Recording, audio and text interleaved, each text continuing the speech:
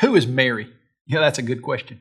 Oh, are we talking about Mary Poppins? Mary who was quite contrary, trying to grow a garden? No, of course, it's probably not who you want to know about. You're most likely interested in one of two Marys, Mary the mother of Jesus or Mary Magdalene. Well, let's talk about Mary Magdalene first. The New Testament documents explain that Mary was a woman from whom Jesus cast out 7 demons. These documents tell us that she was the first person to actually see Jesus and touch him after his resurrection. The reason she's become so popular lately, however, is because hundreds of years after the New Testament documents were written, a rumor arose that Mary Magdalene was the wife of Jesus. In fact, the best-selling book, The Da Vinci Code, makes that claim. However, the truth is, no reliable historical documents ever made that claim. There are 2 works, the Gospel of Philip and the Gospel of Mary, which some people claim show that Jesus and Mary were husband and wife. But that's simply not the case. The idea has no legitimate historic basis. So the real Mary Magdalene was a faithful follower of Jesus, like many other women in the first century, and nothing more. Certainly not his wife.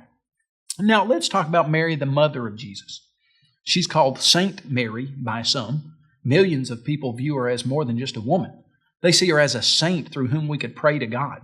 Well, Mary certainly was special in the sense that she gave birth to Jesus.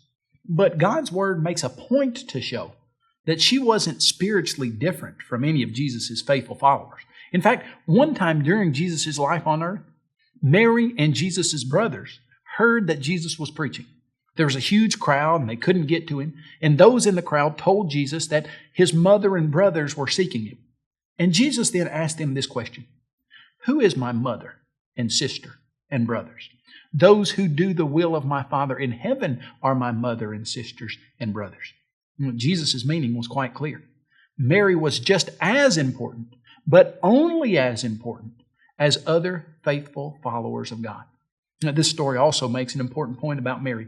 Some have claimed that she was a perpetual virgin, but the most reliable documents explain that she had other children, sons and daughters, born to Joseph after she gave birth to Jesus. Furthermore, the Bible specifically states that we are to pray to God through Jesus. There's no indication in God's Word that we could pray to God through Mary any more than we could pray to God through Abraham or Peter or Paul. So we can see Mary Magdalene was a follower of Jesus, but she certainly wasn't his wife. And Mary, the mother of Jesus, gave birth to him in the flesh, but she was no more or less of a saint than any other of his followers.